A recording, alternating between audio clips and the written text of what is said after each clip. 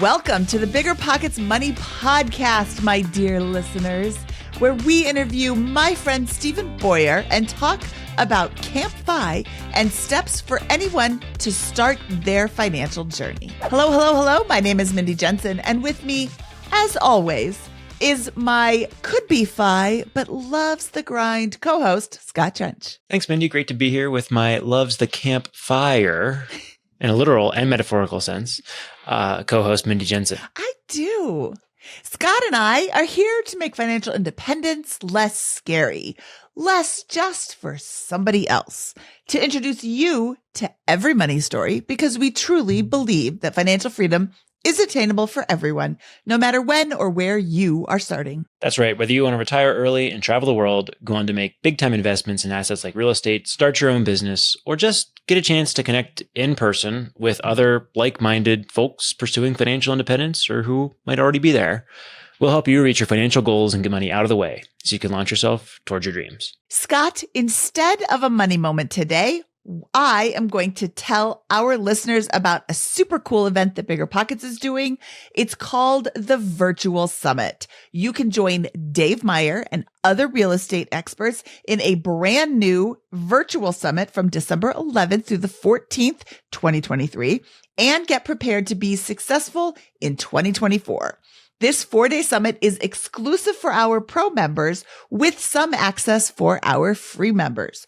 Visit BiggerPockets.com/virtual summit to get all the details on how to access this exclusive event and register to get ready for next year. So we're about to talk with Stephen Boyer from CampFI. Mindy and I have both attended the events in the past, and we kind of gush about how much we appreciated CampFI. And we just wanted to make sure that ahead of that, you guys knew this is not an endorsement, a paid endorsement for CampFI. It's just a genuine, we like the event. We've been in the past. We've made some friends there and had a great time. And this is our experience.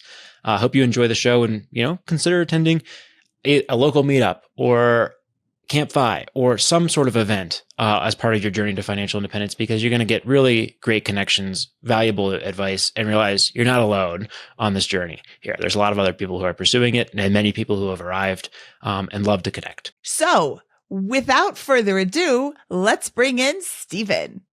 Today, we are talking with Stephen Boyer, who is the founder of CampFI. CampFI hosts a myriad of local events around the country to bring people together who are on their journey to financial independence, as well as people who have already reached their goal. Stephen, welcome to the BiggerPockets Money Podcast. I am so excited to talk to you today. Thanks for having me. I'm excited to be here. Stephen, people know you from CampFI, but you actually also have a really super interesting money story. Can you tell us a little bit about your journey with money? Yeah. So back in my early 20s, I would read all the Susie Orman books, the Rick Edelman, the Rich Dad, Poor Dad, those types of books. And so I was always interested in personal finance, actually following through with the necessary actions, is another story. But so I was always intellectually, interested in the topic.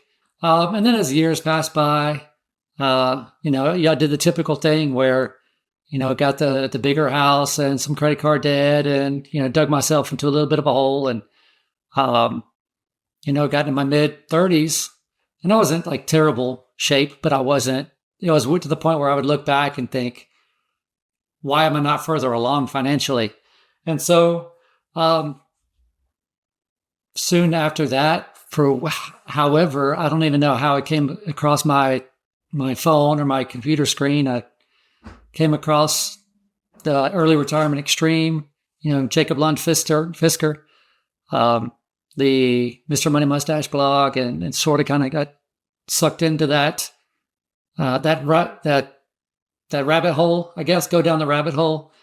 And then one thing after another. And so after a while, I got to where I was surrounding myself with just some really cool people. And then that really just is probably the single most thing that made me start following through and making good decisions or better decisions and start making progress financially. So you said something very interesting. You said, I read all of this, but doing the work is a different story. And then you get down the road a little bit and you're like, well, why am I not further along financially?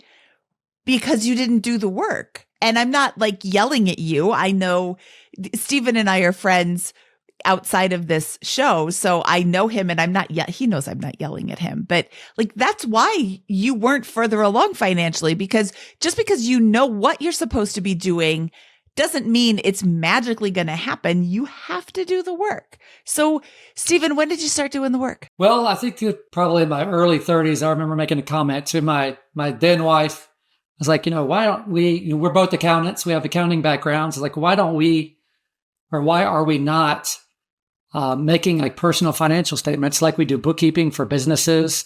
We do the profit loss statement, the balance sheet and all that stuff monthly, quarterly, annually, whatever, to prepare tax returns or things with. But we don't do that for our personal finances. So I remember making a comment then. I was like, we really should be doing this. And that could even be a good service for other people, down the line, because it seems very useful, but I don't see anybody doing that unless, like say we have a client that wants to get a loan from a bank and then they come in and say, let's prepare this balance sheet and, for loan purposes. Other than that, it's not just a regular sort of personal financial maintenance task that's done. So even then, it's probably 10 years after that I actually started doing it. So, things that you could be doing, but you don't. So, it really was, and not to get like too personal or whatever, but I went through a divorce about 10 years ago. And at that point, it was a very, it was obviously a turning point, like a pivotal point, in life as it is with anybody going through something like that.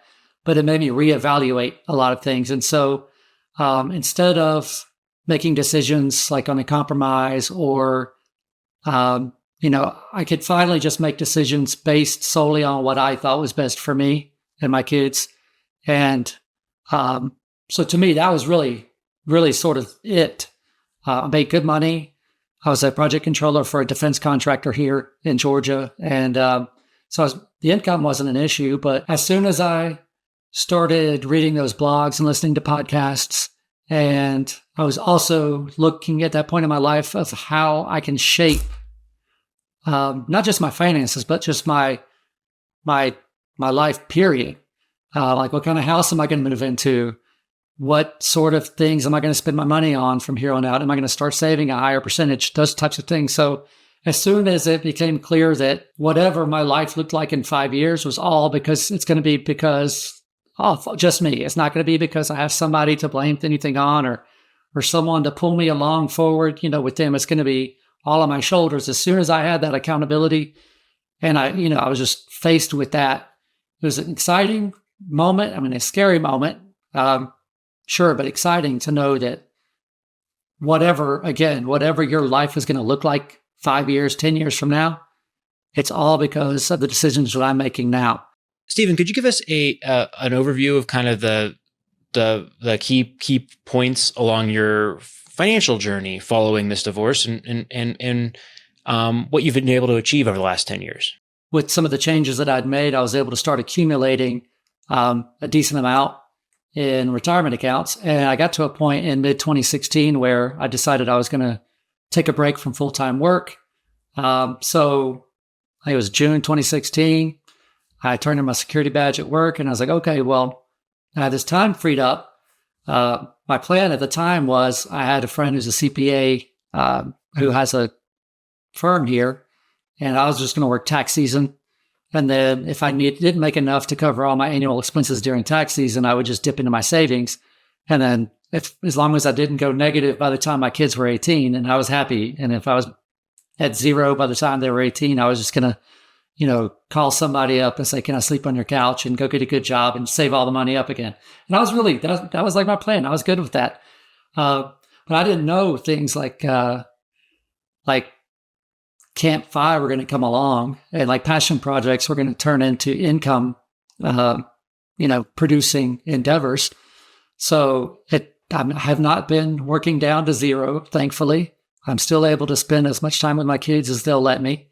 And I've been able to save more into my retirement over the last, 6 or 7 years. So it's nice. Awesome. Let's talk about your this awesome role that you've kind of carved out for yourself and built over time in the FI community. Can you tell us about what you do? One of your passion projects here, what it is, how you started it, and how you can get involved? I am the founder of CampFI, and we've been doing that since 2017. And so basically, that's a weekend-long personal finance retreat for people on their financial independence journey, just to kind of hang out. It's a community builder primarily, and every now and then we learn something new about money. We might talk about money a little bit, and it's just a good time. It's a good community builder. And the reason that I did that is because I experienced a similar event called Camp Mustache. It was in 2016 in Seattle, Washington. And to me, at that place in my life and just tapping into this community, which I felt like I was all alone until I went to one of these things. And I was like, oh, there's other people who have similar values and think similarly. And this is great. And it just put a lot of wind in my sails and made me feel super optimistic about all the things that I ever wanted to do. Like, I think I'm a dreamer. And so there's a lot of dreams that kind of get put on the back burner. And for whatever reason, just that weekend was magical to me, and it just felt like it opened up the world. So it's like, I really think that this experience should be available for other people. I spoke with the 3 original organizers of the Camp Mustache up there, asked them, can I bring a Camp Mustache down to the Southeast? I'm from Georgia. And selfishly, I was like, maybe I can find other people around me in the Southeast that are like-minded, and I can connect with them in real life. And they were absolutely supportive of it. We did it. It was a hit. And then I was like, we have a Camp Mustache up in the Northwest. We have one in the Southeast. Why don't we just start putting Camp Mustaches everywhere? And so Emma, who was one of the original organizers, she went back to the other 2, and they discussed it, and understandably, they just didn't want to take that on. And so I changed the name to CampFI and just sort of ran with it. And so we've opened up camps all over the country. Yeah, could you describe one of these kind of early camps and what it was like, how many people showed up, where it was, speakers, all that kind of stuff, to get a feel for, because these were awesome events. I remember I've been to a couple of them, like you said. Yeah, so I will just talk about the first one. It was at that time it was called Camp Mustache Southeast, and it was just outside of Gainesville, Florida, where we still have the CampFIs down there now. So the first half of the day we have speakers. It's sort of semi-formal, and then the second half of the day it's super laid back, chill. We do recreational things. This particular one we did. I think we had canoes, kayaks, archery, some team building courses in the woods. And so really how that shaped up was I wasn't, like I said earlier, I'm an accountant by background. I'm not an event planner. I sort of created the event that I would want to attend. I didn't know how it was going to go, if it was going to be my first day, my last event ever. It was just like different topics. We had JD Roth come down. Pete, Mr. Money Mustache, came down. There's a few other speakers came down, and it was just a really cool thing. We had 38 people show up at that one. And it was good. I was so nervous the whole time. I was like, I don't know if people are enjoying themselves. I don't know at all. And then like Saturday, I walked by the open door of the cafeteria, and I just heard like everybody talking, like it's like a rumble of everybody talking. And I was like, and then I just let like this deep, deep sigh of relief. I was like, okay, this is going to be an okay weekend. Again, no experience. I was just kind of going by my gut, and it worked out. Okay, Stephen, I love you, but this is the worst advertisement for CampFI ever. It is not just an okay weekend. CampFI is like my most favorite event, and I would go to every single one all year long if I didn't have this job.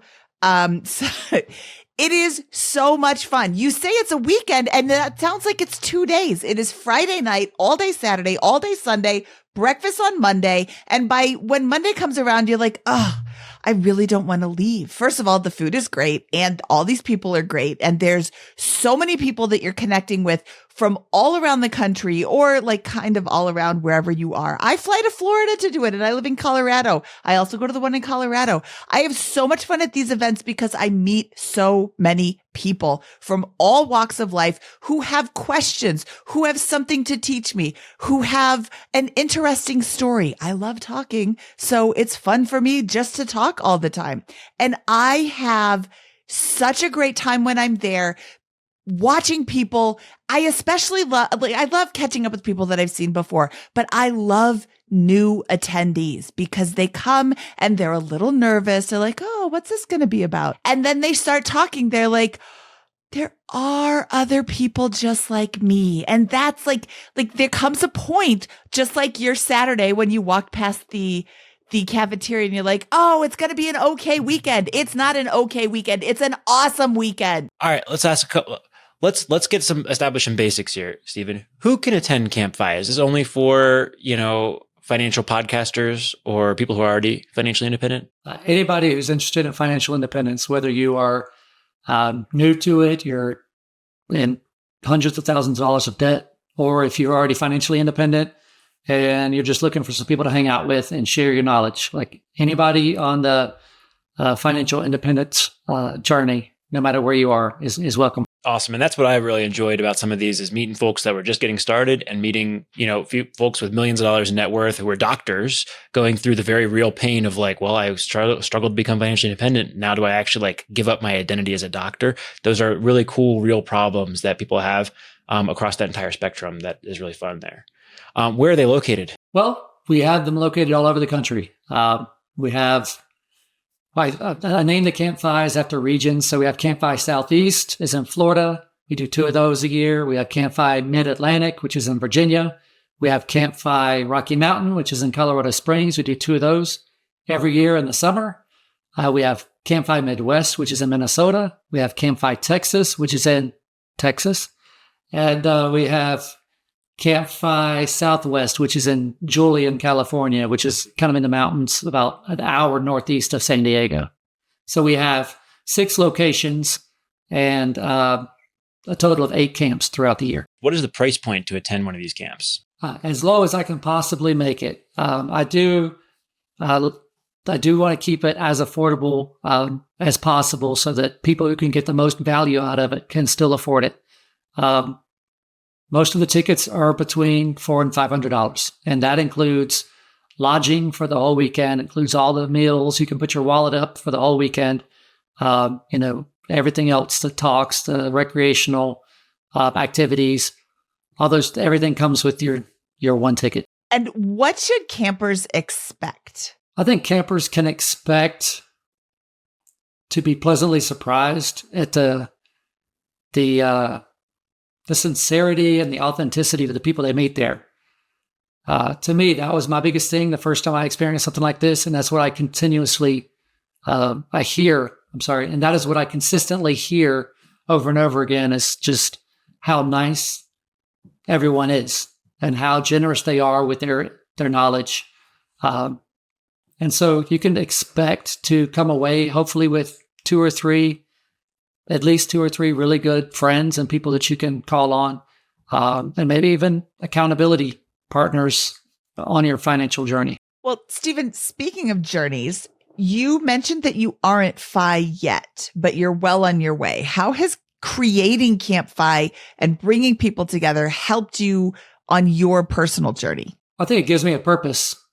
So my personal journey, I feel it's very fulfilling. I feel like I have a purpose that's meaningful, that's like part of my identity, and I think that I'm improving the world in some kind of way. As far as my financial journey, it's like I said earlier, I'm able to still invest towards retirement. All the lifestyle choices that I made post-divorce decreased my cost of living to the point where I don't really have to make a lot of money to pay my bills, which is great. So I don't have a pressure to just maximize profits at every turn. So I can, doing this and some other passion projects, it provides enough income to pay my bills, save a little bit. I'm not on a super speedy track to accumulate millions and 2 years or anything like that. So I'm not in a hurry to get to financial independence or to reach my FI number. But I'm on my way. I mean, there's progress every year, and that's not really my priority anyway at the time. Like I said earlier, my priority is to maximize time with the kids, be able to maintain like a peaceful household, keep myself in a mindset where I can be the best dad and calm as I can possibly be. And so as long as I'm doing those things and I'm not going backwards financially, I'm good. But thankfully, I've been able to go forwards a little bit financially. Awesome. So, from a financial standpoint, I look, the goal of maximizing time with your children is abundantly clear from that. But what is the why to continue accumulating wealth? Like, what is the end goal for the time that you do devote to building your financial position? Well, my end goal is I don't know what I want to do whenever my kids are grown. So am I going to want to keep working? I currently work as an independent contractor as an accountant at a CPA firm here in town. Am I going to want to keep doing that once my kids are grown and maybe they're off to college or doing whatever they're doing? Who knows what they're going to do? I might not have roots here in Georgia anymore or in this particular area. I might want to do some travel. I might want to pursue other things. And to me, the reason why I continue to save towards retirement is to have that flexibility of hopefully I could be close to financial independence or I have enough built up to where I won't be limited to doing some of those things that I want to do whenever being a full-time dad is really no longer the thing that I'm doing. So I'm 3 years out from that. My son is a senior, so we're doing the whole college application thing now, which is fun times. And my daughter's a freshman, so we have 3.5 more years or so until she's off to college. So to me, that's what I'm looking at. It's, hopefully I'll get to a certain point, maybe not completely financially independent, but pretty close after she graduates. And then we'll see. It's just really to give me options. I don't know specifically what those will be or what I will choose, but I just want to have the option. You've heard a lot of money stories. You've heard a lot of presentations. From everything that you've heard, from everything that you've learned, from your own personal experience, how aggressive do you recommend a person get to FI after finding or figuring out what their living expenses are and determining their FI number? Whatever's comfortable for them. And I know that's kind of like a cop-out answer. It is. But, there are things more important than money, right? We all can agree there are things more important than money. So as long as you know what your values are, what your priorities are, if you're meeting those, then save everything else. That's probably what I would say is like, as long as you're living consistent with your values, then just save everything else. And whenever you get there, you get there. How about this? What are some consistent themes that you see, like values that seem to be shared among the people who attend these camps that you think are consistent, probably by and large, among people who actually achieve financial independence? I think the main quality I see most consistently is just intentionality. They want to be efficient with the decisions they're making. People put a lot of work into making money. They value their own time. They don't want to put all the work into making money just to waste it on things they don't care about. So they're very intentional. So to me, that's the one thing. And that goes back to what I was just saying earlier. It's like, as long as your values are being reflected in the life that you're living and you're able to live consistently with that, then you could just save the rest. But really, it's just intentional. People being intentional with almost all their decisions, whether it's money, whether it's how they spend their time, whether it's hobbies. I mean, it's probably to limit regrets later too. They just want to know that whenever their time comes, whenever their ticket's punched, that they lived a good life, that they're proud to have lived. I think that's really important. So I see people who shall remain nameless, who kind of just let life drag them by. Oh, I guess I'll do this. I guess I'll do that. They don't have any thought behind it. They are not doing anything because they want to. They're doing it because everybody else is doing it, or they're doing it because, it was there. And having the intentionality, I am going to do this. I am going to make this decision, hopefully with some thought behind it, and see what happens. Or I am going to, I could have spent every dime that I ever made, but instead I decided to put some of it into the stock market. And look, it grew. Oh, I want to do that again. So I'm going to now that I've seen the success, I'm going to do it again. I've made this intentional decision to continue saving towards my future. And now, I am struck with a different problem of I have to make intentional decisions to not be so tight-fisted. Maybe you heard. And that's something that I'm working on right now too. But doing something on purpose is a calm approach to life, as opposed to like frantically trying to keep up or frantically trying to figure out what it is you're doing. So I love that idea of just being intentional about what you're doing. Try it. Just because you're intentional about going down this path doesn't mean that you have to continue going down that path forever. You try it because you've done some research, you've done some thought, you've given it some thought, and you're trying something out. And then if it doesn't work, then you pivot and you do something else. Stephen, do you have any other tips to make the FI journey more successful and enjoyable? I think one of the things that I found to be much more enjoyable and probably has contributed to me continuing to make progress is just being connected with people who sort of know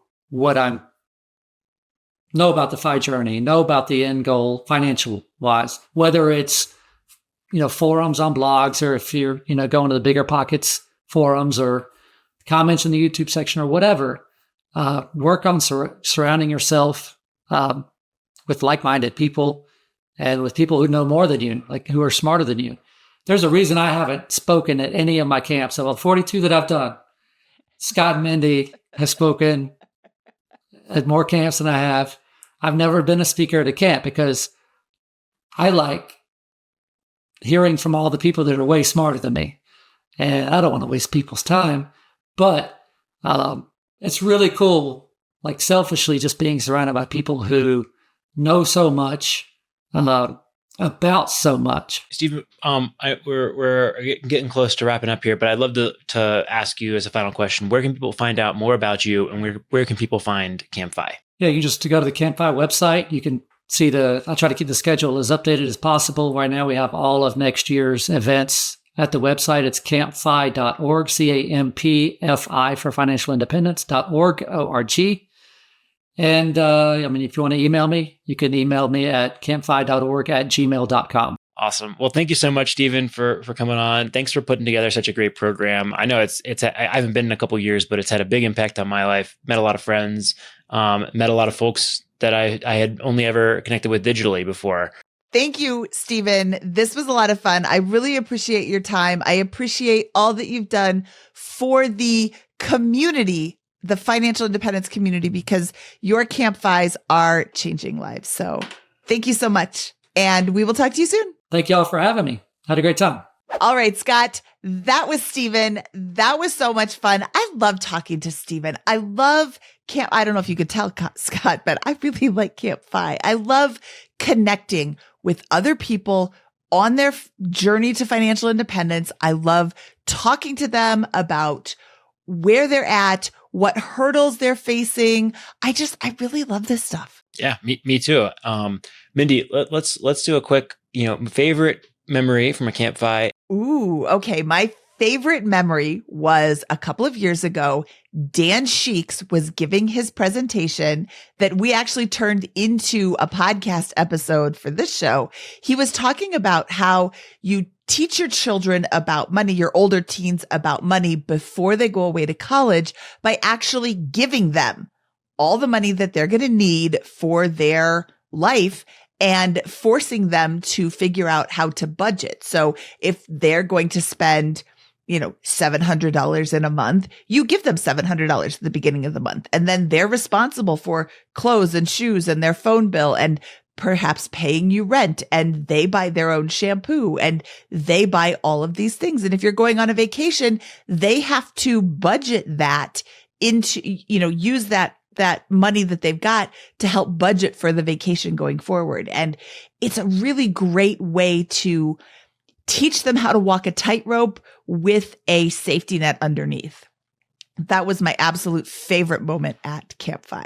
How about you? Let's see. My favorite moment, I would say, besides the million conversations, one that just sticks out to me is I had a conversation probably from 12 a.m. to 2 a.m. with Doug Nordman. Doug Nordman is a military author of the Military Guide to Financial Independence and Retirement. He's been on the podcast in previous shows. But I am a big sucker for all things naval. And, we just basically talked about Admiral Rickover and the submarine nuclear navy for 2 hours. And I just had a great time doing that. It's just those kinds of connections in addition to the great discussions about, finance, of course, that are always happening. So, Scott, what is the best advice that you have heard at CampFI? Best advice. I think that the thing that I picked up is that was really important, that sticks with me, is a lot of conversations, or a good chunk of them, had to do with folks that were already FI but couldn't quit their jobs. And for whatever reason, there was a financial component to it. There's an identity component to it. There's a, what am I going to do component to it. And I think that, the actual transition from having hit your number to then actually becoming FI is really a challenge that we've explored a little bit on BiggerPockets Money, but is a real step in the journey that I think that has always stuck with me out of numerous conversations for various reasons. Folks really struggle with that. And that's a opportunity to really help folks. And these types of events can be powerful motivators or ways to kind of get through that. On that same vein, Scott, Joel from FI 180 said, "What's the worst that could happen if I quit my job?